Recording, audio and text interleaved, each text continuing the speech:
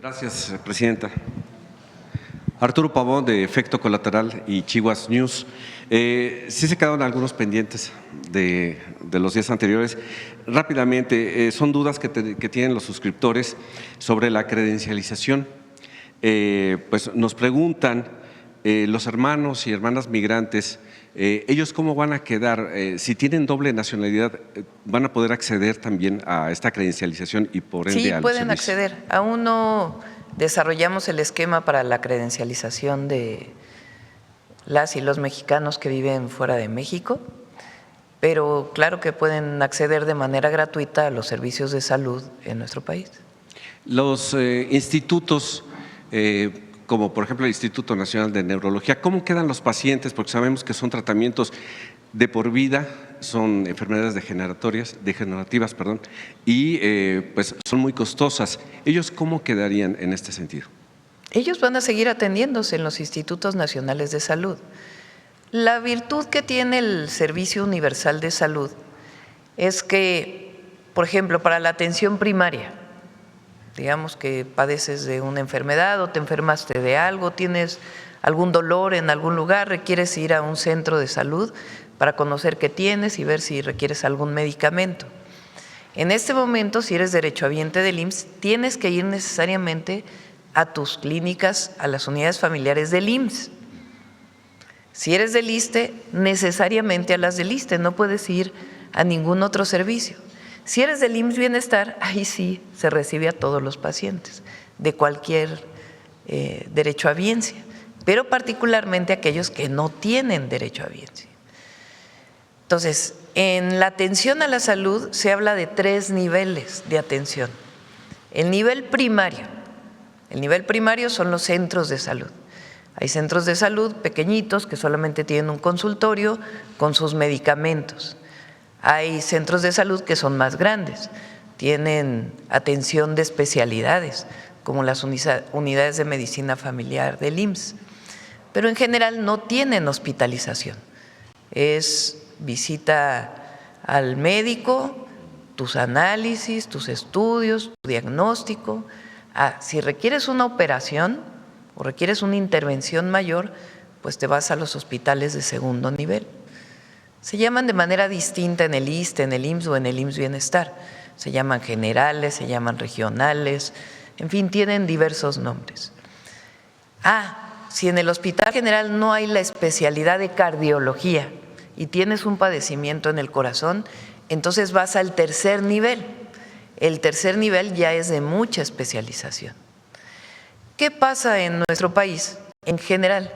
Muchas veces no necesariamente si tienes un padecimiento menor, te diriges al centro de salud, sino te vas directo al hospital, porque resulta que en los hospitales es el único lugar donde te toman muestra para poderte hacer un buen diagnóstico. Entonces, lo que estamos haciendo es fortaleciendo el primer nivel para que tengan laboratorios los de primer nivel y pueda haber un diagnóstico adecuado para tener tus medicamentos. Pero en general, así se dividen todos los sistemas de salud de la mayor parte de los países del mundo. Hay algunos un poco distintos porque tienen una visión más holística de la medicina. En nuestra medicina se ha especializado mucho. Entonces, primero, segundo y tercer nivel. Los institutos de salud son de tercer nivel, son muy especializados. Entonces, atienden personas con cáncer, con problemas del corazón. Nutrición tiene una visión más amplia de medicina interna, y así cada una de las unidades de especialización. Se van a seguir atendiendo en los 3 sistemas de salud o en los hospitales, en los institutos nacionales de salud que hay en la Ciudad de México y en otros lugares, que se llaman los HRAs. Pero a partir del servicio universal van a poder también intercambiar los sistemas. Esa es, digamos, la gran virtud, y vamos a poder hacer más eficiente el servicio. Si hay equipos en el IMSS y no los tiene el IMSS Bienestar y no los tiene totalmente ocupados el IMSS, pues está bien que vayas al IMSS a sacarte una tomografía y que ahí mismo te atiendas o te atiendas ya en tu hospital. Entonces, este intercambio de servicios nos va a permitir mejorar. Hay que decir que en los institutos nacionales de salud estamos haciendo algo que después lo vamos a llevar a todo el sistema de salud o a todo el servicio de salud. Estamos haciendo una unidad de interpretación de imagenología. ¿Qué quiere decir eso? Que va a haber una unidad de servicio, va a estar listo a finales de este año, ya está prácticamente lista la infraestructura y se están comprando los equipos, donde puedas hacerte una, ¿cómo se llaman estos estudios? Bueno, una tomografía, por ejemplo, los otros estudios que… Resonancia magnética, exacto. Te puedas hacer una resonancia magnética.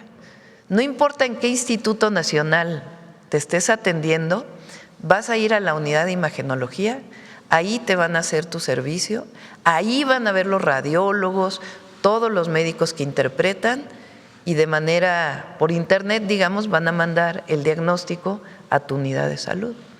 De esa manera vamos a hacer más eficiente también todos los institutos nacionales de salud. Eso lo vamos a llevar también a todo el sistema de salud. Entonces, los pacientes de los institutos no deben temer de que se les vaya a acabar el tratamiento. Nadie debe temer de que alguien va a ocupar su espacio, no. Se atienden en su espacio de salud y además van a tener las otras oportunidades. Es para mejorar, no para disminuir servicios. Muchas gracias. Mi segunda pregunta es acerca de los conciertos por la paz. Efectivamente, pues en San Luis, capital, hubo conciertos en el Festival de Primavera, también en Zacatecas, en el Festival Cultural, también en Oaxaca, pues ya se tiene una afluencia más o menos calculada en 150,000 personas. Viene también el Festival Puebla 2026 con muchos conciertos. Obviamente son para atención a las causas, es lo que nos han dicho pues, los gobernadores y el presidente municipal de San Luis Potosí. ¿Usted cómo ve, qué impacto está teniendo esto en la sociedad?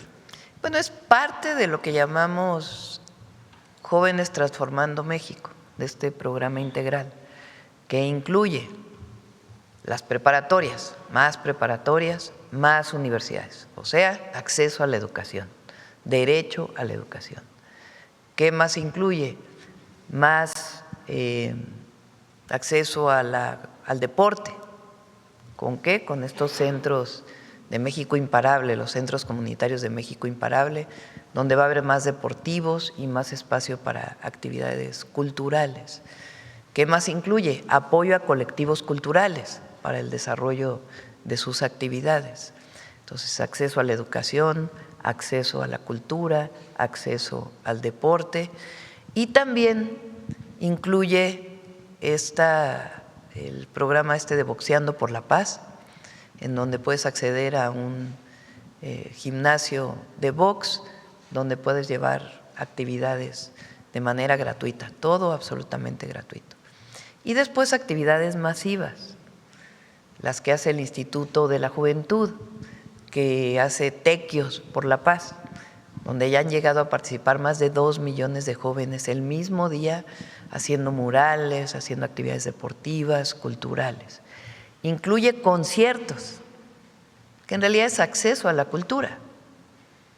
Y además incluye actividades masivas de deporte, carreras, la clase de box más grande, la clase de fútbol más grande del mundo, etcétera, en cada uno de las, particularmente 61 municipios del país, pero que se realiza también en todo el país. Entonces, es un programa integral para las y los jóvenes de México. Gracias. A propósito de la aprobación en el Senado de la Ley de Fomento de Inversión en Infraestructura Estratégica para el Desarrollo con Bienestar, la Asociación Mexicana de Afores aseguró que esta ley no arriesga los ahorros como la oposición ha querido difundir. ¿Qué opinión le merece al respecto? Han difundido algunos medios y pues que lo que propongamos siempre van a decir que no, que está mal, que queremos endeudar más al país, que queremos utilizar las afores, que no.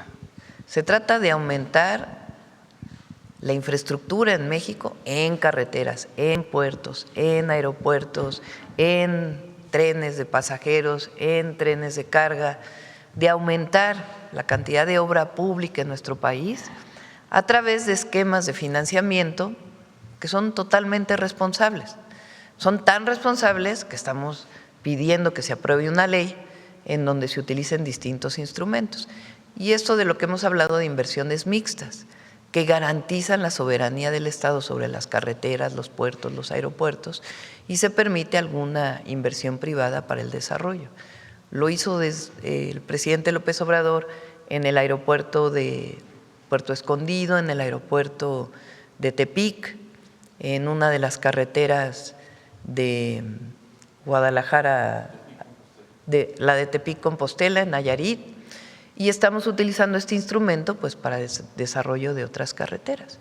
Entonces, ¿qué queremos? Pues más obra para la gente, para mejorar la vida de las personas y al mismo tiempo tener más conectado al país y al mismo tiempo generar empleos y al mismo tiempo pues mejorar o avanzar en el desarrollo de México. Gracias. Y ya por último, el reporte Índigo publica junto con Factométrica pues que usted ha ido a la alza en la aprobación por parte de la población, ya ahorita ha llegado al 79.5%. ¿Qué opina usted de esto? Bueno, depende de la encuesta. Lo que sí es que se enojan mucho los adversarios políticos cada vez que sale una encuesta. Ahora salieron comentócratas, ayer me estaban platicando. Fíjense nada más, ¿no? Hay una crisis en la comunicación de la presidenta de la República. Su equipo están peleados todos con todos. ¿De dónde lo sacaron? No sé. Tenemos un excelente equipo de jóvenes como Belmont, ya no tan joven, pero sigue siendo medio joven. Paulina Silva, que nos ayuda mucho en la comunicación de todas las secretarías.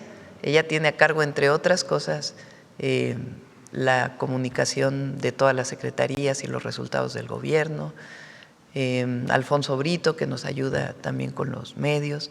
Es decir, a diferencia de antes que había solo un responsable, pues ahora hemos dividido responsabilidades. Yo me reúno con ellos todos los lunes, hacemos una planeación y trabajan de manera muy coordinada.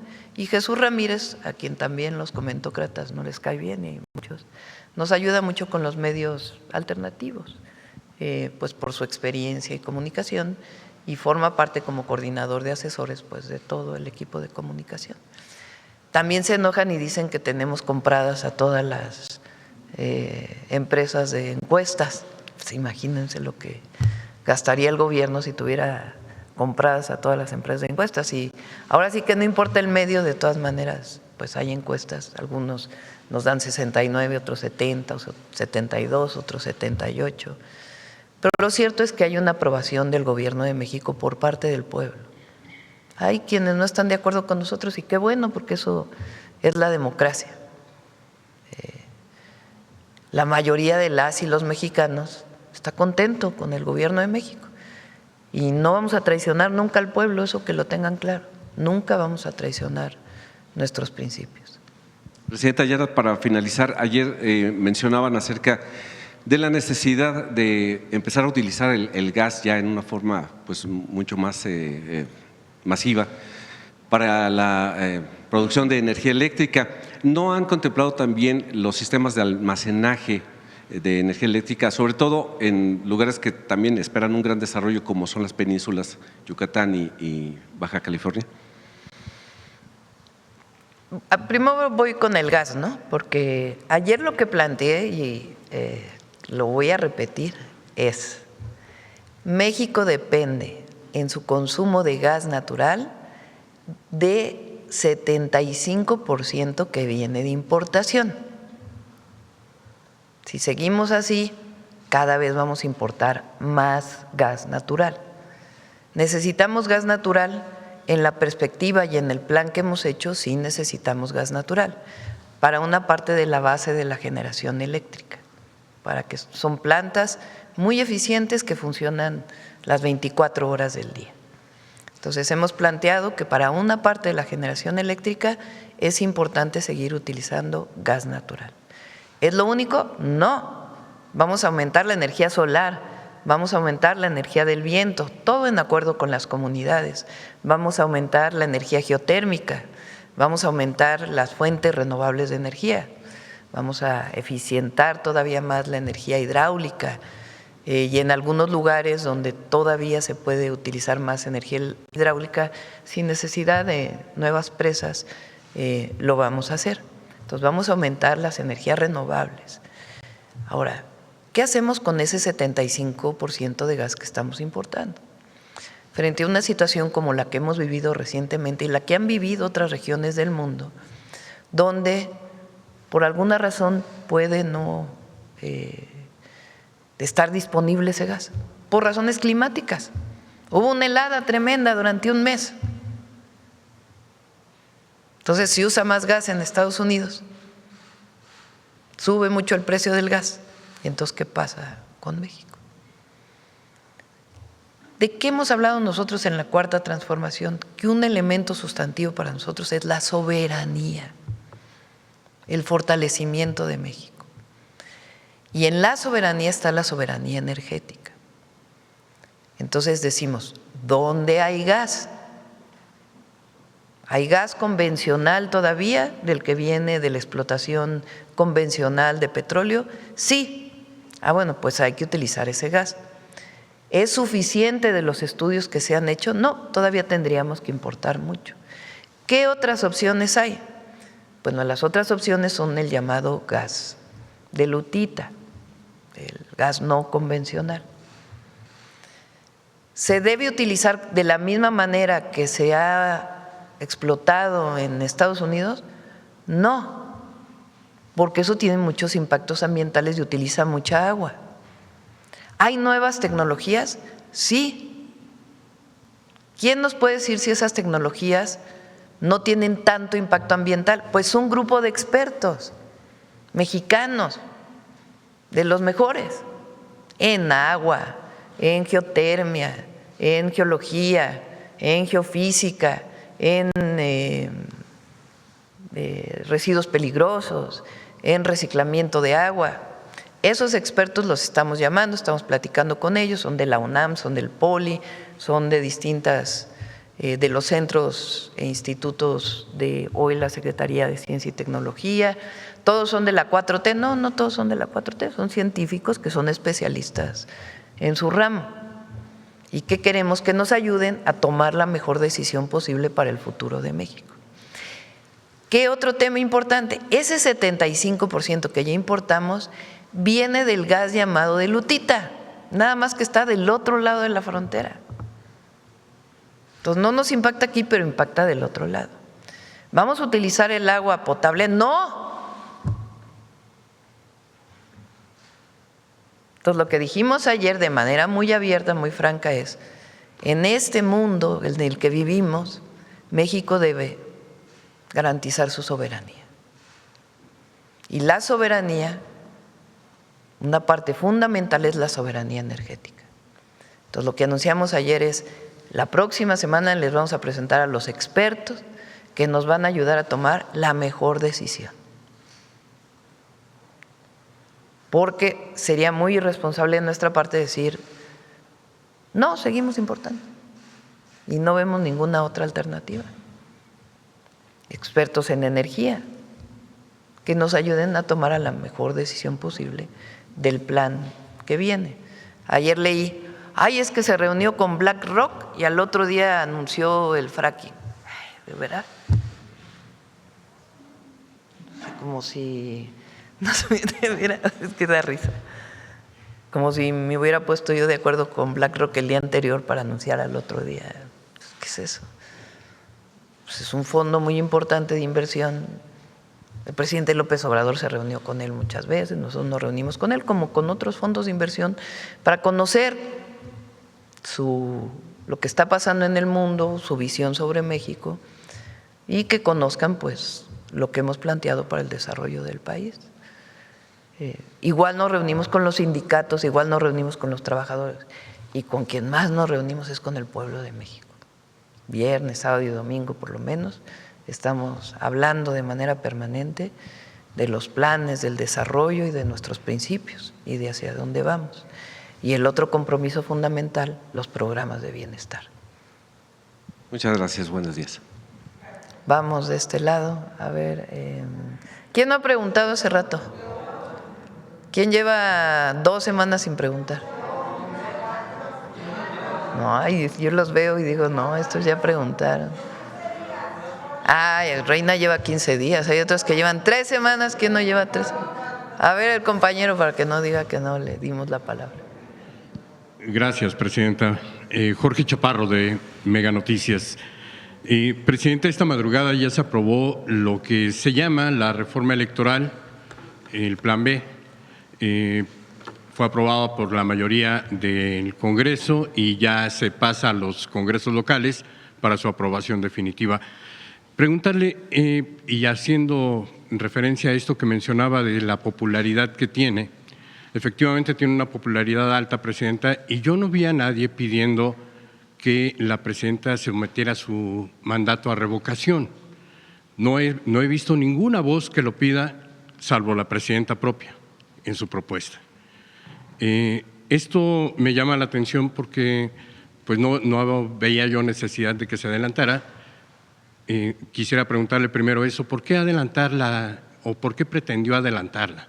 Si no hay nadie que pida en este momento su revocación, no hay ningún problema con su administración. Y la segunda pregunta que quiero hacerle sobre el tema es, el presidente López Obrador nos vendió la reforma judicial como un gran avance democrático porque la población podría elegir a quienes se encargan de impartir justicia. El caso es que pues solamente 10% de la población asistió a las urnas y la ministra que obtuvo la mayor cantidad de votos fue el 5% del padrón electoral, es decir, muy bajo. Pero en democracia se gana con 0.5 o con 5% de la votación. Entonces, preguntarle, ¿por qué ha planteado usted o se plantea la revocación de mandato de jueces, magistrados y ministros como un acto democrático de verdad que los ciudadanos puedan decir este ministro, este juez, este magistrado no me sirve? A ver si pones la Constitución donde habla de la revocación de las consultas públicas. Eso existe desde hace tiempo. Por cierto, en la primera, en el plan A que mandé de reforma electoral, un capítulo muy importante tenía que ver con ampliar la decisión de los ciudadanos sobre distintos temas en los municipios, en los estados. Como hay una característica, no se puede plantear la misma reforma el mismo año que se propuso.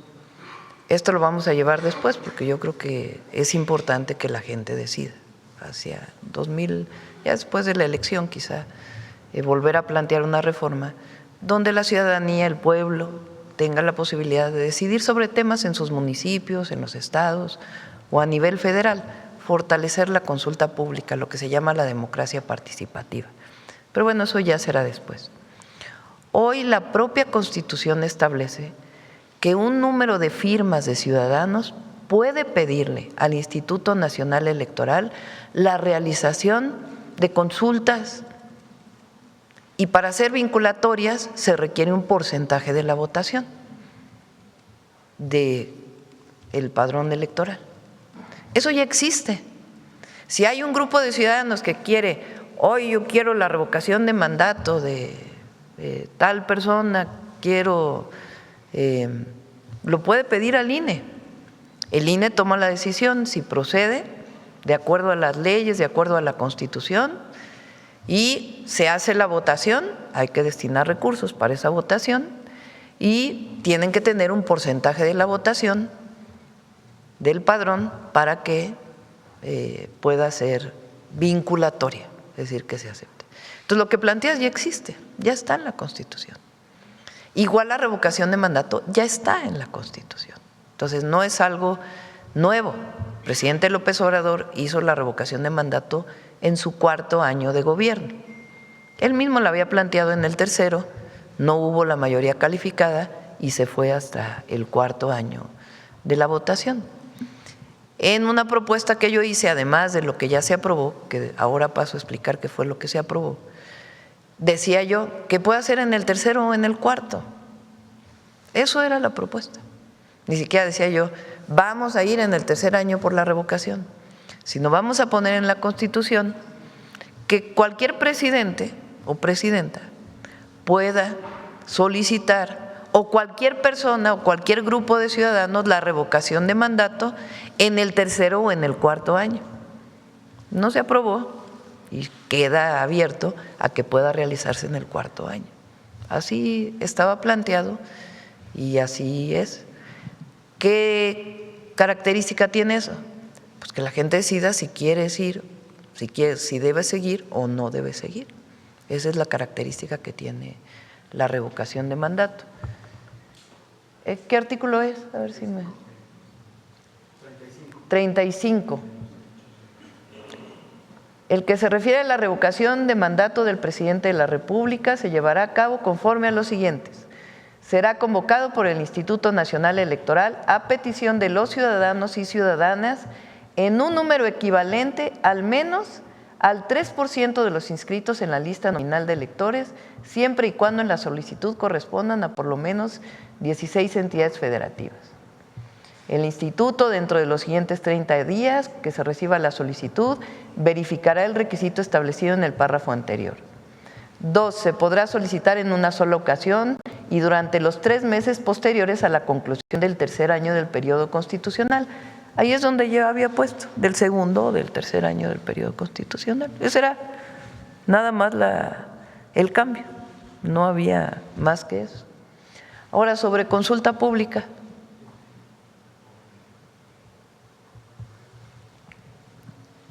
Presidenta, en lo que le colocan, efectivamente la consulta es para asuntos que sean de interés público, de la cosa pública, de la República, excepto el presupuesto, excepto algunas obras, decisiones de gobierno.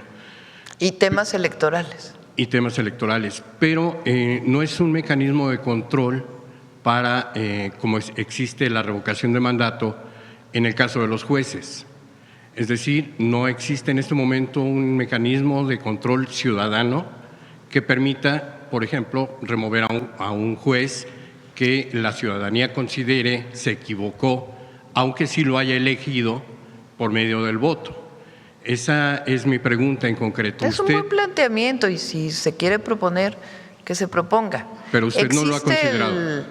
Existe el de disciplina judicial, el Tribunal de Disciplina Judicial, que, por cierto, sería muy bueno que pusiera públicamente las sanciones o las reglas de ese tribunal para poder evaluar a los jueces. Eso no existía antes, era el Consejo de la Judicatura, donde el presidente era el propio presidente de la Corte.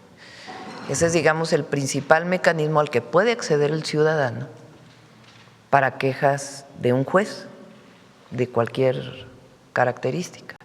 Entonces, ese tribunal es lo que está ahí. Si alguien quiere proponer que también tengan revocación, que tengan revocación. El pueblo manda. El pueblo manda. Sí, Presidenta. El problema es que tendría que ser a través de una iniciativa constitucional. Y no estoy cierto, se lo pregunto, si hay una iniciativa ciudadana para reforma constitucional. Creo que no, creo que nos quedamos en leyes generales. Entonces, por eso se lo pregunto a usted. Sí, pero los partidos lo pueden proponer. ¿Usted no lo haría? Pues, apenas me lo estás preguntando, Ajá, no lo he pensado. se lo pregunto, ¿usted no lo consideraría? ¿Usted no lo consideraría como algo posible? No sé cuál es, o sea, hacia dónde lleva tu pregunta. Lo más importante de esto es que por primera vez en la historia y como único país en el mundo, elegimos a nuestros jueces, a nuestros magistrados y a las y los ministros de la Suprema Corte. Y también a quienes califican a los jueces. Si debe haber revocación o no de mandato, pues hay que revisarlo. Ahora, el pueblo manda. Y si un juez no está cumpliendo con su papel, no está cumpliendo con su papel. Y está bien que se denuncie que no está cumpliendo con lo que debe ser, que finalmente es el cumplimiento de las leyes y la administración de la justicia. También se lo pregunto porque el Ministerio Público es uno de los cuellos de botella en la impartición de justicia. Se lo pregunté al presidente López Obrador y me dijo que sí, pero no hizo nada absolutamente. La reforma judicial no tocó al Ministerio Público. Hoy es uno de los cuellos de botella en la impartición y procuración de justicia. Estos ministerios públicos no se han modernizado, no hay una homologación, en fin, enfrentan diversas problemáticas que deberían de ser abordadas desde mi punto de vista, y se lo pregunto a usted si coincide con él, en una reforma judicial más profunda de lo que realmente ocurre. Hoy el 89% de las investigaciones que realiza el Ministerio Público pues terminan en nada, en impunidad absoluta. Eso le afecta pues a toda la ciudadanía. Y se lo pregunto también porque usted nos ha pedido que hablemos de García Luna, que por qué nos olvidamos de García Luna. Nos olvidamos de García Luna porque ya está preso, pero también porque cuando le pedimos al presidente López Obrador que si iba a hablar o iba a llevar a juicio a algún expresidente por corrupción, y tenía elementos para hacerlo, él dijo que su fuerte no era la venganza y que lo iba a dejar a la ciudadanía, y la ciudadanía supuestamente votó y nadie quiso que se enjuiciara expresidentes. O sea, entendimos claramente que había pues una carta de impunidad. Ahí se dejó a la ciudadanía cuando es un asunto técnico, es un asunto jurídico que tendría que investigar el Ministerio Público y en casos necesarios sancionar. En la historia solamente un expresidente se atrevió a juzgar a un expresidente, Vicente Fox a Luis Echeverría Álvarez, por los hechos del pasado, aquella fiscalía que dirigió. ¿Y qué Ignacio pasó con Carrillo. eso, por cierto? ¿Perdón? ¿Qué pasó con eso, por cierto? Ese juicio terminó en nada, porque otra vez entonces, fue fallas del Ministerio Público. No. Entonces era Procuraduría, ni siquiera era Fiscalía. Fue una fiscalía Dependía del especializada en presidente. delitos del pasado, presidente. No, dependía del presidente, discúlpame. La Fiscalía hoy por Constitución es autónoma. Entonces era Procuraduría, Claro. Dependía del propio presidente. Sí, y le repito, o sea, tuvo errores y tuvo muchas fallas, y finalmente Luis Echeverría, pues todos sabemos que no pisó la cárcel.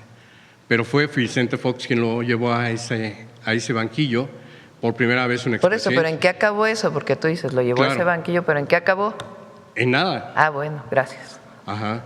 La pregunta es, ahora que tiene usted una fiscalía abierta y autónoma, ¿estaría dispuesto el gobierno federal a presentar pruebas en contra de expresidentes para que sean juzgados? Yo ya contesté esa pregunta. Por cierto, las 3 preguntas que has hecho ya se han contestado aquí en la mañanera varias veces. Quizá nada más la pregunta de si debe haber revocación de mandato para jueces, pues es la primera vez que se pregunta. Pero el tema del plan B, todo lo demás se ha preguntado. Lo primero, por supuesto que las fiscalías deben mejorar, por supuesto. Ayer la fiscal general de la República me comentó que va a presentar su plan de trabajo y todas las mejoras que está planteando para la Fiscalía General de la República este mismo mes. Creo que es la próxima semana.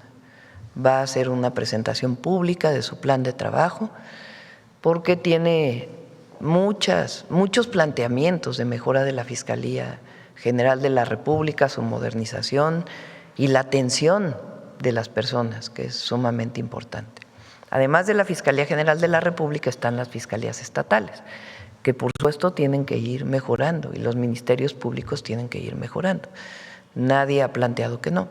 Cuando me han preguntado aquí varias veces si vamos a presentar una reforma para las fiscalías, he dicho vamos a esperar a que se consolide la reforma al Poder Judicial y en todo caso vemos si se requiere una reforma tanto a las fiscalías como al sistema penal acusatorio y todo lo que tiene que ver con la cero impunidad en nuestro país. Hasta el momento no vamos a presentar ninguna iniciativa, pero no cerramos la posibilidad que se pueda hacer. Tiene que consolidarse los grandes cambios que hemos hecho durante, por lo menos, el periodo que tiene este Congreso. Han sido 23 cambios constitucionales y han sido pues más de 60 leyes que hemos cambiado. Entonces, por supuesto que todo esto tiene que irse consolidando antes de seguir con reformas de otras instituciones. Estamos de acuerdo en que tienen que mejorar los ministerios públicos, totalmente de acuerdo en que tienen que mejorar. Ahora, juzgar a los expresidentes o no. ¿Qué fue lo que dijo el presidente López Obrador? Vamos a decidirlo con la gente, porque es un tema, tiene una parte técnica, jurídica, pero tiene una parte política también. Eso no puede negarse. Entonces dijo que lo decida la gente. A la gente no le interesó mucho esa votación, le interesó mucho más la reforma al Poder Judicial. Votaron cerca de 13 millones de personas. Fíjense, en las consultas, revocación de mandato, votaron más de 16 millones de personas. En la decisión de los jueces, 13 millones de personas, que por cierto es mucho más que 128 senadores. Y la presidenta, porque es quien los propone. Entonces, hoy lo decidieron 13 millones de personas. Y después, la consulta expresidentes votaron como 6 millones de personas, nada más. Entonces, pues a la gente no le interesó mucho. Si hubiera habido un interés muy grande por juzgar a los expresidentes, pues hubiera habido una votación masiva. Nosotros, ¿qué nos interesa más allá de que la Fiscalía además es autónoma y puede emprender? El asunto es si la presidenta denuncia o no denuncia, o si el gobierno denuncia o no denuncia, o la Fiscalía, a partir de las evidencias, hace sus propias investigaciones. A nosotros sí nos interesa diferenciar claramente entre los proyectos de nación. Lo que fue el proyecto de nación de Calderón, de Fox, de Peña, de Zedillo, de Salinas, de Miguel de la Madrid, y lo que es el proyecto de nación de la Cuarta Transformación. Y en las mañaneras sí nos dedicamos a generar las diferencias, a decir cuáles son las diferencias, por qué gobernamos de manera distinta, por qué estamos contra los privilegios de los gobiernos. Aquí hemos platicado, fueron más de 12,000 millones de dólares en un año que se recibieron por excedentes petroleros. ¿Y dónde quedó ese recurso en la época de Calderón? ¿En la estela de luz? No. En corrupción, en entrega a privados, en aumento de la burocracia. Así fue. Ahora, con mucho menos producción de petróleo y sencillamente con que la gente pague sus impuestos y con una administración honesta, tenemos 1 billón de pesos que se dan de manera directa a las personas. Y tenemos obras públicas históricas. Decidimos, en vez de concentrar en una sola carretera, pues que beneficiáramos a la mayor parte del país y en particular al sur-sureste del país, que requiere todavía mucha infraestructura. Sí, Presidenta. Sobre este tema también quisiera preguntarle, el expresidente dijo que solo sería cargo de la corrupción que se diera o que se generara a partir de su administración en adelante y que él iba a sancionar a los corruptos. El problema es que aquí se le presentaron casos de corrupción y solamente se sancionaron a funcionarios menores. Se le señaló repetidas veces que, por ejemplo, el caso de Segalmex, el director había participado y firmado algunos de estos documentos que generaron la corrupción al interior de la empresa o de esta paraestatal y no ocurrió nada. A ver, vamos a ver. ¿Quién presentó la denuncia de Segalmex? Esa denuncia ocurrió a partir de una investigación del propio gobierno, es cierto. O sea, el propio gobierno dice que se sancione a quien resulte responsable de un acto de corrupción o de desfalco que se encontró en el gobierno. Entonces, se cumple, ¿no? Primero, el propio gobierno denuncia. ¿A quién le corresponde hacer la investigación de quiénes son los responsables de esa denuncia? A la Fiscalía General de la República. ¿A quién le corresponde, dadas las evidencias, dar las órdenes de aprehensión? A los jueces. Entonces, puede haber interpretaciones de medios de comunicación, de ciudadanos, pero la Fiscalía hace su investigación. Te pongo otro caso, el tema del contrabando de petróleo combustible. que encontramos en el 2000, desde que entramos nosotros, octubre del 2024, y que nos dimos cuenta con un buque que entró en él. ¿Qué fue lo que hicimos? La denuncia de inmediato la presentó el propio almirante secretario. Ahora tú dime, ¿cuántas denuncias previas se han presentado en los gobiernos anteriores desde la Presidencia de la República? Usted lo mencionó, fueron por lo menos 6 gobernadores del sexenio de Peña Nieto que fueron denunciados por el propio Peña Nieto. Hay muchos funcionarios anteriores que fueron denunciados por los propios gobiernos, y esa es parte de la responsabilidad de los gobiernos. Presentar la denuncia, hacer la investigación le corresponde a las fiscalías. Porque fíjate, hay veces que se dice, ay, es que no es autónomo el fiscal. No, responde a la presidenta o al presidente en su momento. Ah, pero si hay autonomía de la fiscalía, ay, ¿por qué el presidente es responsable?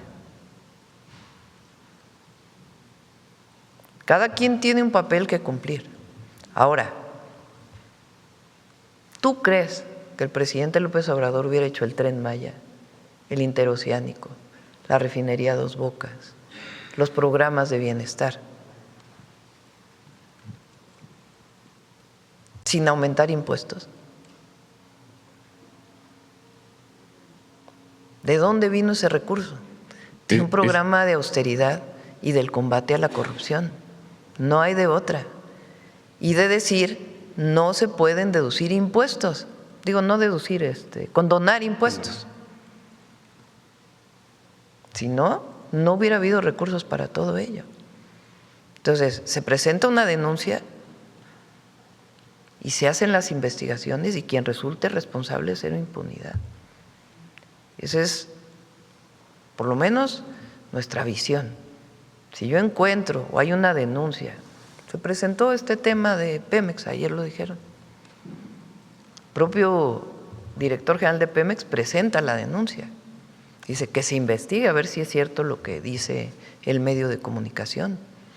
Y si llega a ser cierto, la Secretaría de Anticorrupción tiene la obligación de presentarlo ante el Ministerio Público.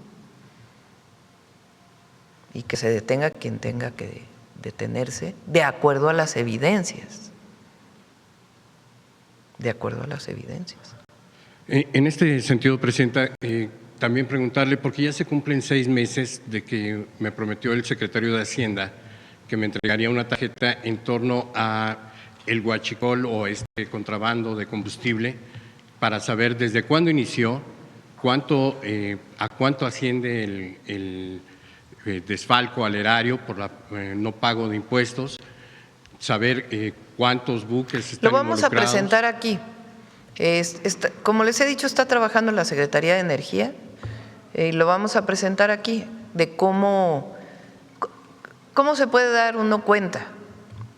Pues, digamos, tienen que cuadrar ciertas cifras, aunque puede haber un margen de error, como siempre en cualquier medición.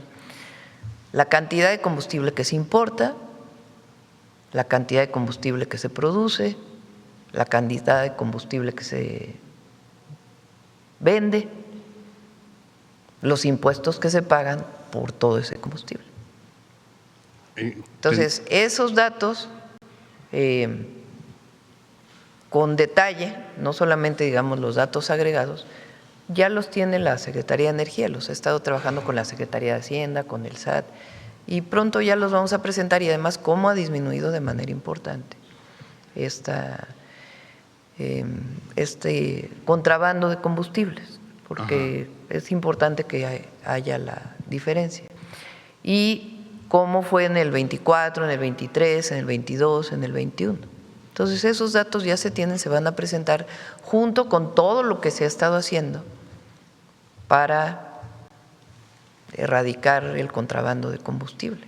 Presidenta, y al mismo tiempo muchas investigaciones que tiene la Fiscalía todavía de responsables, porque alguien los vendía, ¿no? Alguien vendía ese combustible. ¿Quiénes los vendían? Entonces, todo eso lo está investigando también la Fiscalía. Usted nos informó que habían ya detenidos, son 14 los detenidos, hay todavía órdenes de aprehensión pendientes. Fundamentalmente se trata de marinos y funcionarios de aduanas. No, también hay empresarios. Y empresarios. Y también nos dijo que estaban solicitando… Bueno, empresarios, ¿ve? Porque son personas que se dedicaban a la venta del combustible ilegal. Uh-huh. Esta red o esta pues organización criminal que se creó para introducir el combustible son estos 14 personas y las investigaciones que me dice continúan adelante. Pero vimos hace una semana que se detuvo o se detectó, se incautaron otros 2 millones de litros de combustible en Reynosa. Entonces, ¿quiere decir que no se ha frenado la introducción de contrabando? ¿Por qué llegaron esos 2 millones? Se ha disminuido muchísimo, eso lo vemos en el incremento de las ventas de Pemex y de los privados, que también importan gasolina, y el pago del IEPS. Porque ¿cuál es el objetivo del contrabando de combustible? No pagar impuestos, no pagar lo que corresponde al IEPS y al IVA de esos combustibles. Entonces ha disminuido muchísimo. Que alguien quiere volverse a pasar de vivo, pues hay vigilancia en las aduanas y se detiene. Todavía hay algunos, si se fijan ustedes, si van por las carreteras, la mayoría de los tanques que llevan combustible ya traen un QR, que es una instrucción de la Secretaría de Energía, y la Guardia Nacional lo revisa. Hay algunos que no traen el QR y también se incauta el tractocamión, pero ha disminuido. Y si alguien se quiere volver a pasar de vivo, pues evidentemente se actúa. Ahí es donde decimos cero impunidad. Presidente, en 5 eventos solamente de combustible se logró incautar alrededor de 30 millones de litros de combustible. ¿Qué pasó con ese combustible? ¿Dónde está? ¿Se vendió? ¿Está almacenado? Está almacenado por la Fiscalía General de la República e incluso la Fiscalía está viendo de qué manera puede utilizarse ese combustible para que no se quede ahí almacenado de manera lícita, ¿no? A través de una desincorporación. Pero en muchos de los casos tiene que terminar la investigación. Pero ella está buscando la manera, pues, de no tener tanto almacenamiento, ¿no? La fiscal, ellos van a presentar sus investigaciones en el momento conducente. Hay muchas investigaciones todavía por parte de la Fiscalía General de la República, porque al incautar por ejemplo, los ferrotanques estos que venían que tenían combustible. Ajá, en Coahuila. Pues ahí hay una investigación muy amplia. ¿Qué empresa lo importó? ¿Qué empresa lo vendía? Porque se detuvo gracias a las aduanas y gracias a la intervención de la Fiscalía. Pero a ver quién lo estaba importando, quién lo estaba vendiendo, quién lo almacenaba, qué empresas son, a qué gasolinera se les vendía. Todo eso lo investiga la Fiscalía.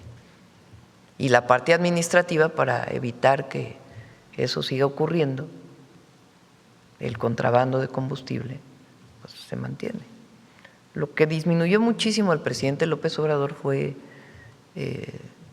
los ductos que se picaban en los principales ductos. Todavía puede encontrarse pues algún delincuente que haga esto y se detiene, pero una disminución muy grande de eso. Y a partir de cuando inicia esta situación, pues eso lo que ya se puede presentar, y la Fiscalía puede presentar también sus evidencias y todavía las detenciones que faltan.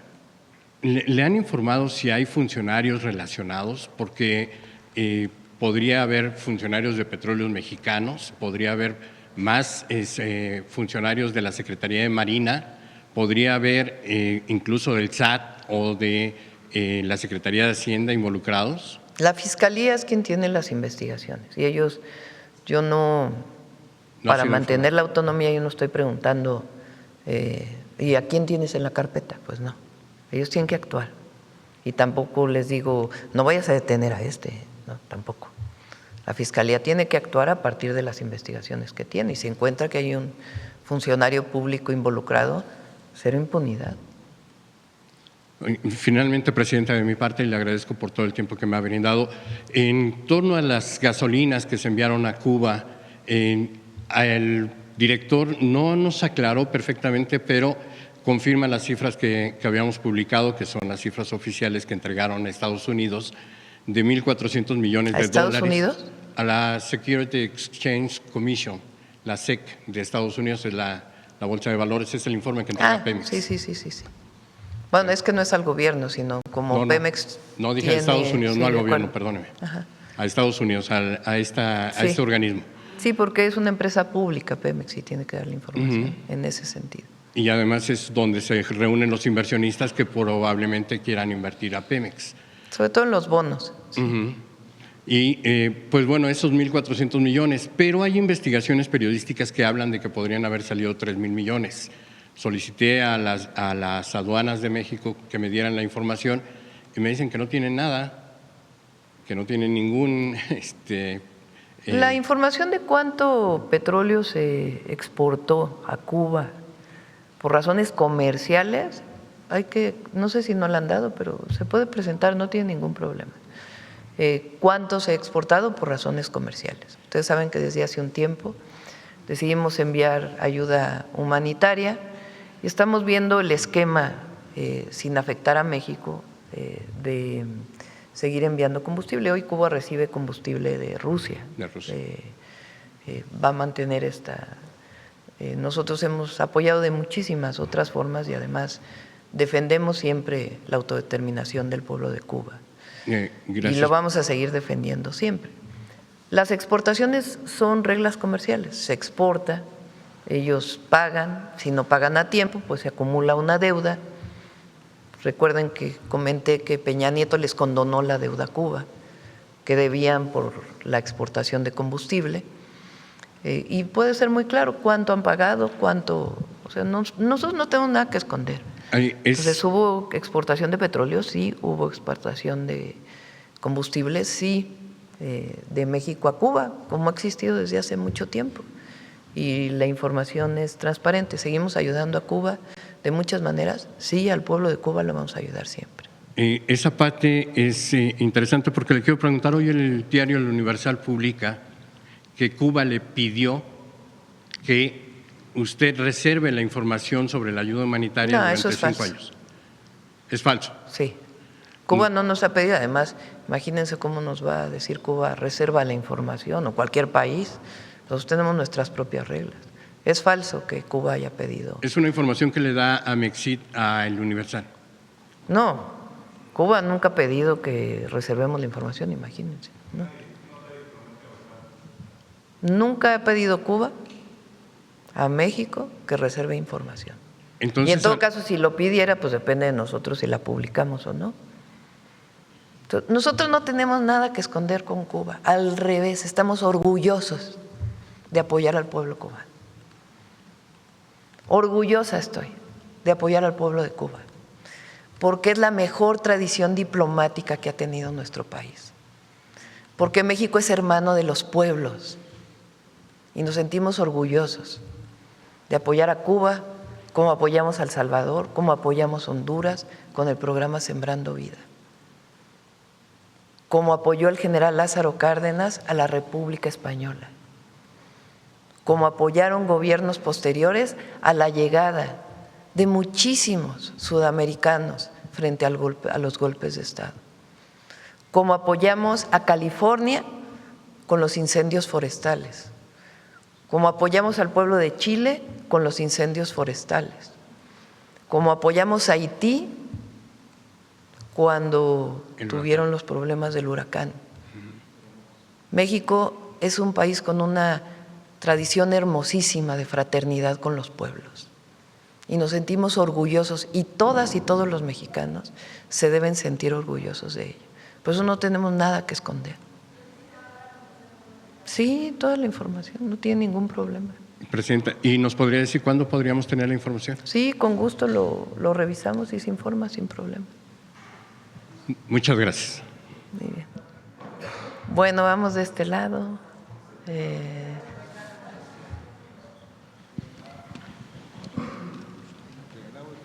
Gracias, no, está bien, gracias.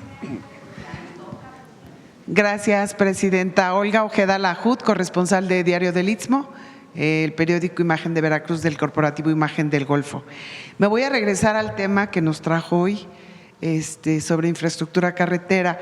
Recientemente se confirmó que el proyecto Libramiento Orizaba-Córdoba no se ejecutaría este año debido a ajustes en la planeación, en el diseño, en el trazo incluso. Esta carretera es muy importante para el centro de Veracruz, para el desarrollo, para la movilidad, y es para no nada más vehicular, ¿no?, sino también para el desarrollo comercial e industrial de la zona. Queremos saber si de alguna manera nos pueden adelantar si ya hay avances del rediseño y si se considera un esquema con inversión mixta y si además si existe ya una fecha definida para incluir este proyecto en el presupuesto federal y comenzar su ejecución. El proyecto que se había desarrollado no estaba de acuerdo el gobierno del estado en ese proyecto. Todo lo que nosotros hacemos en toda la República siempre lo ponemos a consideración de los gobiernos de los estados, sobre todo si son nuevas carreteras. Obviamente la repavimentación, pues todos los gobiernos de los estados están felices y la ciudadanía también. Pero si hay un nuevo proyecto, se pone a consideración de los gobiernos de los estados. Por ejemplo, en Querétaro se va a hacer un puente, ¿o ya se está haciendo? Este año comenzamos un puente, pues con el gobernador de Querétaro. De hecho, fue petición del propio gobernador de Querétaro que le ayudáramos en ese puente. En Tlaxcala, el puente que estamos haciendo, incluso fue petición de la gobernadora. Si nosotros tenemos la idea de que hay una carretera que requiere hacerse para la mejora de la vialidad y de la comunicación, lo planteamos a los gobiernos de los estados. En este caso, Rocío Nale nos dijo, es que ese proyecto no va a funcionar, no estamos de acuerdo como está planteado, nosotros tenemos otro proyecto. Y entonces en ese trabajo se está, junto con el gobierno del estado, para ver cuál es la mejor opción para esta carretera, pues que está muy saturada, la verdad, y que requiere libramientos principalmente, ¿no? Sí, incluso se había cancelado, ¿se acuerda que hubo hasta paros, no? Porque se había pensado en tener una caseta, sí, que finalmente no se hizo, bueno, sí, se detuvo.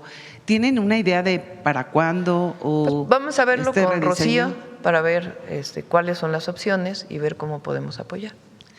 Y en otro, bueno, en el mismo tema, pero también del estado de Veracruz, la construcción del puente Coatzacoalcos 3, estoy viendo que está considerado para este año. Se había pensado que iniciaría en el mes de abril, en este mes, la obra. Queremos saber si el monto que se había hablado era de 4,600 millones de pesos. Si nos puede confirmar esto y cuánto va a durar esta obra, por favor. Sí, he presentado algunas imágenes hoy, por lo extenso no traje más detalle, pero estamos ya a punto de sacar la licitación. El desarrollo del proyecto ejecutivo ya avanzó, es un puente atirantado. Tuvimos un tiempo de análisis para ver si lo hacíamos con doble voladizo o atirantado. Ya la decisión se tomó y debemos de estar licitando a finales de este mes para estar iniciando un mes después. Y sí, es un puente complejo, entonces se va a llevar este año y parte del próximo año. Es un puente muy extenso, como lo vieron. Las pilas pues se construyen dentro de la zona del río, tiene 40 metros de altura, ya con sus terraplenes tiene cerca de 2 kilómetros de longitud. Entonces debemos de estar iniciando máximo en junio de este año. ¿Y si son 4,600 millones de pesos o es? Están en los últimos análisis de costo.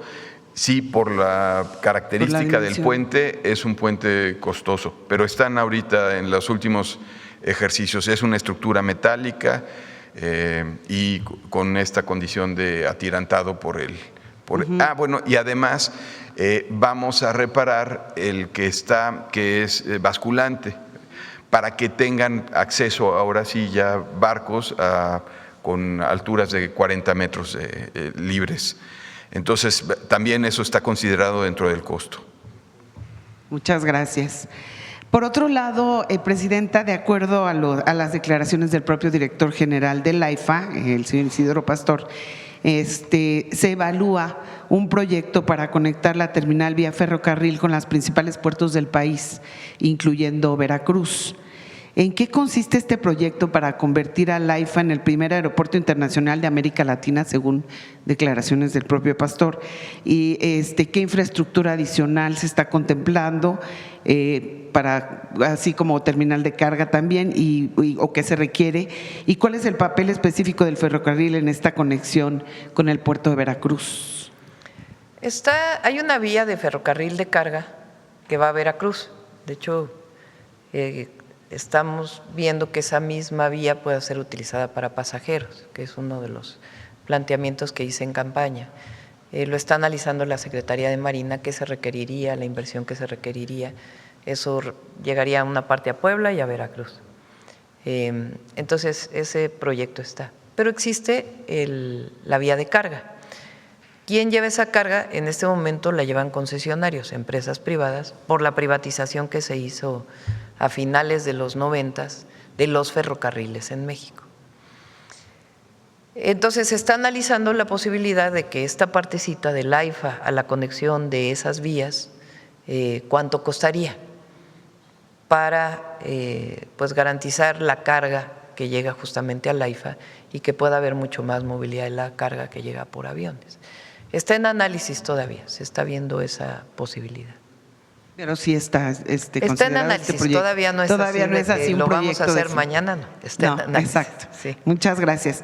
Por otro lado, Presidenta, considerando toda esta situación de la guerra del Medio Oriente, bueno, que está presionando los precios de los hidrocarburos y su proyecto de cubrir las necesidades de gas del país, usted misma ayer nos comentaba que es difícil cubrir el 100%, pero se está trabajando en vías de lograr una reducción de la dependencia del exterior en gas natural. Queremos saber cuál es el estatus del gasoducto La Puerta del Sureste, que fue anunciado como un proyecto estratégico para garantizar el suministro de, creo que son 1.300 millones de pies cúbicos diarios de gas natural al suroeste y a la refinería Olmeca. Tenía previsto iniciar operaciones parciales a mediados o finales del año pasado. Sin embargo, esto no ha ocurrido. Queremos saber si hay razones técnicas o cuáles son, o financieras o regulatorias, o cuál es la situación que ha provocado este retraso. Y bueno, considerando que esto va a tener un buen impacto en la región El miércoles sureste. que entra, vamos a seguir con varios miércoles en el tema de energía. El miércoles que entra presentamos todos los gasoductos que tiene Senagas, CFE y Pemex. Y ahí también hay inversiones privadas que vienen también, algunas de sexenios anteriores y otra del sexenio del presidente López Obrador. Ahí podemos, no recuerdo ahora las fechas, una parte importante de por qué tardan los gasoductos es por los derechos de vía, porque cuando va a pasar un gasoducto, aunque sea en el subsuelo, pues el pedazo de terreno, de tierra por donde pasa el gasoducto, pues tiene que comprarse, tiene que adquirirse, porque no podría pasar por un terreno privado, porque pues tiene que tenerse acceso siempre al ducto de gas. Entonces, a veces se retrasan porque no hay un acuerdo con una comunidad, si es el caso de un ejido, de una comunidad o de algún privado. Y los gasoductos han tenido algunos problemas con los derechos de vía. Es tan bueno el equipo de derechos de vía de la Secretaría de Infraestructura, Comunicaciones y Transportes que coordina Néstor Núñez, que ahora le está ayudando a la Secretaría de Energía y en el que participa de manera muy importante SEDATU, que también tiene, ¿cómo se llama la subsecretaria? Se me olvidó ahorita su nombre, que es buenísima, buenísima y además pues tienen mucha capacidad para acordar con las comunidades, porque siempre lo vamos a hacer sin conflicto, sino buscando siempre un acuerdo. Entonces, por eso han tenido algunos retrasos, pero el miércoles presentamos todos los gasoductos que se van a hacer y a los expertos que nos van a ayudar a definir pues, el tema de la explotación de gas natural. Griselda, exactamente. Y ya finalmente, Presidenta, le voy a exponer este caso porque también es de preocupación en Veracruz, bueno, en todo el país, este tema del gusano barrenador. que ya afecta a 21 entidades de México y se han confirmado casos en Tlaxcala y Nuevo León, ¿no? Bueno, y al 30 de marzo se calculan 1,401 casos de activos en ganado, según Senacica, ¿no? La plaga ha causado pérdidas de 1,400 millones de dólares en exportaciones, esto el año pasado, y ventas nulas en enero del 26. El tema es que apenas ayer se actualizaron ya 10 casos en personas, en humanos afectados por gusano barrenador en Veracruz. Esto de acuerdo con el más reciente boletín epidemiológico del Sistema Nacional de Vigilancia Epidemiológica, esto correspondiente a la semana 2 y publicado 7 de abril pasado. El del total de casos registrados en la entidad, 9 corresponden a este año. Entonces, bueno, queremos saber, ante esta expansión del gusano y ya 21 entidades y que está afectando a los humanos, queríamos saber qué medidas adicionales se van a tomar como ya se tomaron parte del gobierno. Ajá. Se están importando las moscas estériles para controlar. Está por terminarse la planta de Chiapas, que estará lista en junio a más tardar de este año, que va a producir una cantidad de moscas muy importantes. Y le encargué a la ingeniera Columba López, que es la directora de Sembrando Vida, pero es una excelente profesionista, que nos ayudaran con los técnicos de Sembrando Vida y de escuelas de campo. Hablaron ya con todos los gobernadores y se han estado instalando trampas, que son trampas muy artesanales, pero que ayudan mucho a controlar la plaga. Entonces hay un trabajo muy importante en todo esto y de hecho hay un reconocimiento por parte de la Secretaría de Agricultura del Gobierno de Estados Unidos de ello y van muy avanzadas las pláticas. Recientemente la propia Secretaría de Agricultura planteó la posibilidad incluso de que alguna frontera se pudiera abrir. Están todavía en esas definiciones. Entonces se está atendiendo, no hay negligencia ni mucho menos. Es algo que conocen los propios ganaderos cómo atender también en el caso de que este gusano llega a heridas.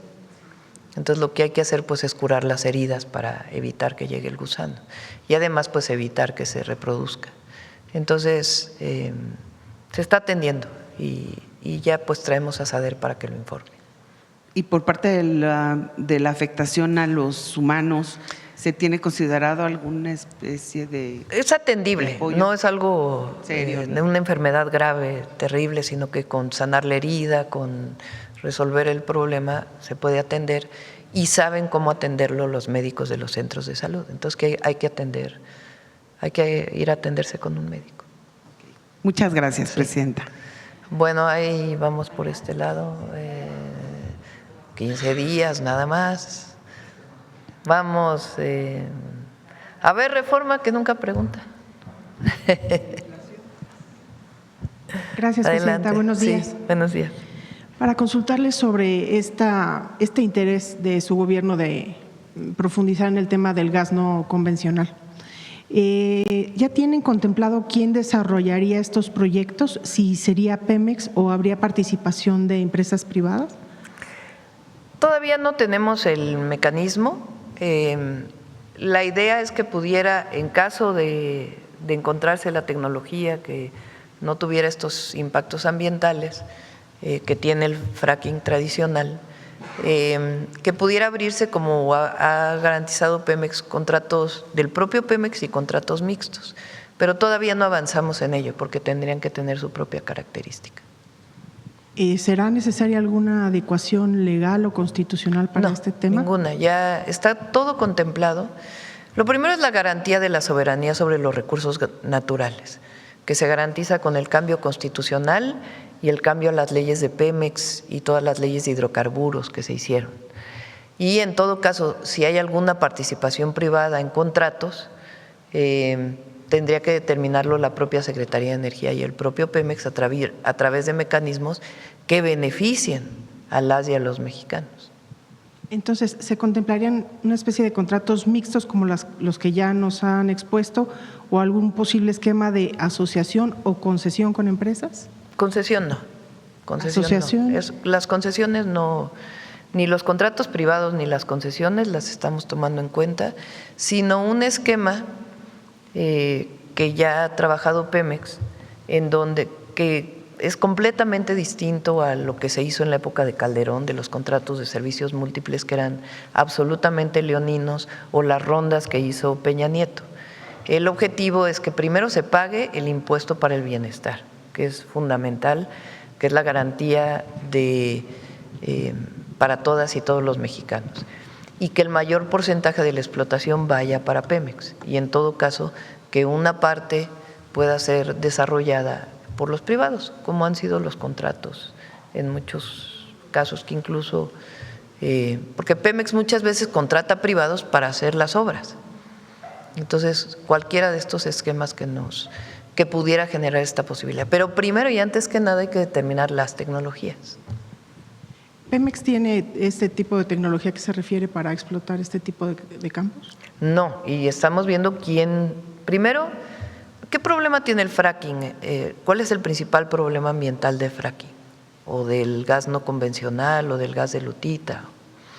Primero, utiliza mucha agua, y segundo, esa agua se contamina con químicos pues muy difíciles de limpiar. Entonces, el fracking tradicional entra a un pozo y después inyecta agua con estos químicos para romper las piedras y que pueda salir el gas. Y luego esa agua se inyecta más profunda que los acuíferos. Ese es el tradicional. Ese nosotros no queremos utilizarlo porque puede tener problemas. Ahora hay nuevas tecnologías que utilizan incluso componentes biodegradables para romper las piedras, y que el agua se recicla y se vuelve a utilizar. E incluso esa agua no es agua dulce, sino puede ser agua salada, o puede ser esta agua que hay en las minas de carbón, por ejemplo, que para potabilizarla requiere un proceso muy grande, porque no es potable per se. Entonces, todo eso queremos que nos lo digan los expertos, qué tipo de químicos se deberían de usar, que en su mayoría pues deben permitir el reciclamiento del agua, y qué tipo de agua debe de usarse. Entonces, eso es lo que queremos que nos digan los expertos, y los impactos que pudiera tener, y en todo caso, en dónde sí se podría hacer y en dónde no, en dónde podría tener impactos ambientales mayores. Entonces, por eso hay mucha gente que ya lo ha estudiado en México, no es que apenas va a empezar a estudiarlo. Entonces, a esos expertos queremos traerlos, y que también investiguen cómo se hace esta explotación en otros lugares del mundo. La contratación, por ejemplo, de empresas internacionales que tienen esta capacidad tecnológica para incursionar en este tipo de campos, quisiera preguntarle si entonces no existe el riesgo de que México pase de una dependencia de la importación a una dependencia tecnológica de empresas extranjeras.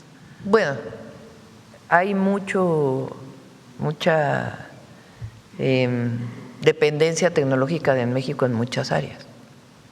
O sea, las turbinas de gas que usa la Comisión Federal de Electricidad no se producen en México, se importan. Entonces, pues uno diría, oye, pues toda la vida se ha dependido de las turbinas que vienen del extranjero. Pues sí, o sea, no es algo… ¿Qué queremos? ¿Que se desarrollen turbinas en México? Pues sí, idealmente sí, pero importamos. Todo el mundo, los paneles solares que hoy se utilizan, la mayoría de esos paneles se producen en China, en todo el mundo, hasta en Estados Unidos, en Europa. Hay alguna producción en otros lugares del mundo, pero la mayoría se produce en China. Hay una dependencia tecnológica en este sentido del mundo entero. Entonces, no es, obviamente lo que queremos es ampliar las capacidades de Pemex, y ahora tan las estamos ampliando que se está utilizando a los propios trabajadores de Pemex en muchas obras que antes no se utilizaban. Queremos fortalecer la soberanía tecnológica de México también, pero hay muchas tecnologías que están disponibles en el mundo entero que hay que utilizarlas. Los tomógrafos de los hospitales, ¿es tecnología mexicana? No, se importan. Entonces, mucha de la tecnología que utilizamos pues es importada y estamos desarrollando capacidades como el autolínea y otras capacidades, los semiconductores, para que se utilicen más a los expertos mexicanos en el desarrollo tecnológico de México. Pero México importa muchísima tecnología, igual que lo hacen muchos países. Por ejemplo, hoy para las plantas de tratamiento de agua estamos utilizando nuevas tecnologías de Alemania, de empresas alemanas. Y lo que queremos es que se instalen en México algunas de estas empresas y que haya cierta transferencia tecnológica para que también los mexicanos puedan desarrollarlo. Y en estos planes, Presidenta, ¿tienen ustedes contemplada la posibilidad de crear alguna instancia de carácter ambiental que pudiera dar seguimiento a los efectos de este tipo de proyectos? Sí, por eso digamos, lo que hacemos público es que vamos a formar un grupo de expertos que nos ayuden en todo esto. Por ejemplo, ya estamos formando el Observatorio del Golfo, que les dije, con expertos mexicanos que puedan hacer este observatorio. Igual el Observatorio del Pacífico, que también ya hay expertos que se están formando. Y también para muchos otros temas hay las propias instituciones de la Secretaría de Energía o de la Semarnat, por ejemplo, el Instituto Mexicano de Tecnología del Agua, pues tiene expertos en tecnología del agua de primera. El Instituto Mexicano del Petróleo es conocido mundialmente por los grandes expertos que tiene. El Instituto de Energías Renovables, creo que se llama ahora, lo que era el Instituto de Investigaciones Eléctricas, también tiene expertos de primera. Y son instituciones del Gobierno de México que siempre han ayudado a las empresas públicas. Se abandonaron durante el periodo neoliberal, prácticamente se abandonaron, y ahora las estamos incorporando a todos los procesos. Presidenta, en el sexenio pasado el presidente López Obrador planteó, digamos, un no tajante, a secas, con respecto al fracking. Ustedes vienen en el mismo proyecto. ¿Qué es lo que le hizo las pensar nuevas en este tecnologías, viraje? las nuevas técnicas? Pues yo dije, el fracking tradicional, así como inició y como ese no, porque ese sí tiene impactos ambientales muy graves. Pero hay nuevas técnicas, nuevas tecnologías que nos abren la posibilidad de que el agua sea reciclada, de que no se usen estos químicos tan potentes que son difíciles de reciclar. Hay nuevas tecnologías. Entonces hay que estar abiertos a estas nuevas tecnologías para fortalecer la soberanía nacional.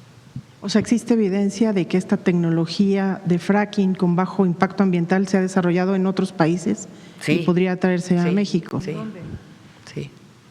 Y además algunos desarrollos nuevos, incluso empresarios mexicanos, empresas mexicanas que tienen químicos biodegradables o sustancias biodegradables que han demostrado que pueden ser utilizadas. Y frente a la complejidad geopolítica que se vive y los riesgos que conocemos por la dependencia en la importación del 75% de este combustible, ¿se estaría planteando un tema de soberanía energética a cualquier costo? No, por eso toda mi vida, si yo hablé en contra del fracking tradicional, pues ¿cómo vamos a hacer el fracking tradicional nosotros? No, ese no. Son nuevas tecnologías de explotación con menores impactos ambientales que nos abren la posibilidad de utilizar ese gas. Pero además la otra, ya lo estamos utilizando. Nada más que queda a 100 metros de la frontera. O sea, eso es algo importante. Ahora, no queremos lo tradicional como siempre se hizo, ese no, porque ese sí tiene impactos graves. Pero hay nuevas tecnologías, incluso hay nuevas tecnologías para evitar el cambio climático que inyectan el metano y el CO2 que se produce para que pueda volver a romper las piedras. O sea, hay muchas nuevas tecnologías, hay un desarrollo tecnológico en esto muy grande, entre otras de empresas de Estados Unidos y canadienses, porque quien más ha explotado este tipo de gas y este tipo de petróleo pues es Estados Unidos. Entonces, de las primeras tecnologías que se usaron a las actuales hay una diferencia muy grande, y el desarrollo nuevo que hay también muy importante. Ya hay zonas de Canadá que también lo utilizan. Gracias, presidenta. Sí. Bueno, yo creo que ya, ¿no? 9:18. Mujeres en la historia. Con permiso, presidenta. Muy buenos días a todas y a todos. El día de mañana, 10 de abril, se conmemora el natalicio de Leona Vicario y el aniversario luctuoso de Emiliano Zapata. Pero en este espacio no solo reconocemos a nuestros héroes o heroínas de la patria, también reivindicamos las luchas colectivas y la solidaridad comunitaria. Por ello, presentamos este capítulo que marcó al movimiento obrero mexicano. Conozcamos esta historia desde Nueva Rosita a la capital en busca de justicia. El 10 de abril de 1951, una manifestación fue disuelta de manera violenta frente a la Suprema Corte de Justicia de la Nación. Se trataba de trabajadores mineros y sus familias, que habían marchado desde Nueva Rosita, Coahuila, para exigir mejores condiciones de trabajo y detener los abusos de la empresa transnacional ASARCO, American Smelting and Refining Company. En complicidad con las autoridades, la compañía se había negado a reconocer a los representantes sindicales, lo que orilló a los mineros a declarar la huelga en el otoño de 1950. La ASARCO presionó a los trabajadores de distintas maneras para hacerlos desistir de sus exigencias. Una de las medidas más violentas fue cerrar la cooperativa, dejando a los trabajadores y sus familias sin alimentos. También suspendieron el servicio de agua y la atención médica, e incluso presionaron a los médicos particulares para que no atendieran a la población manifestante. Las mujeres se involucraron en la huelga y en las movilizaciones que siguieron, pues el hambre y la enfermedad estaban cobrando la vida de muchas personas, especialmente niñas y niños. La llamada Caravana del Hambre salió de Coahuila el 20 de enero de 1951 y caminó durante varias semanas hasta la Ciudad de México. En aquella marcha de más de 4,000 mineros del carbón, también participaron 100 mujeres y 30 niñas y niños, quienes jugaron un papel central en el movimiento.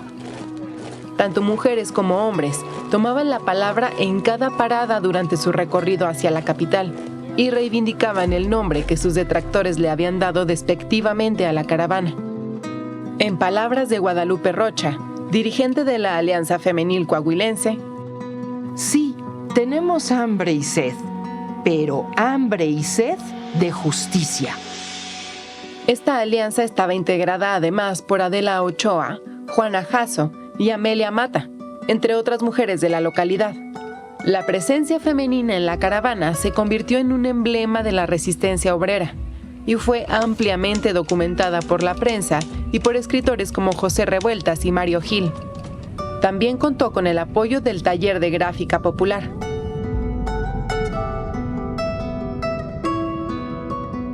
Al mismo tiempo, esta comunidad itinerante recibió respaldo de intelectuales y artistas como Eulalia Guzmán, David Alfaro Siqueiros y Diego Rivera, así como de la sociedad capitalina, que aportó recursos económicos y materiales de manera solidaria. Un mes antes de ser reprimida, el 10 de marzo de 1951, la Caravana del Hambre arribó a la Plaza de la Constitución de la Ciudad de México, donde se improvisó un templete para un mitin.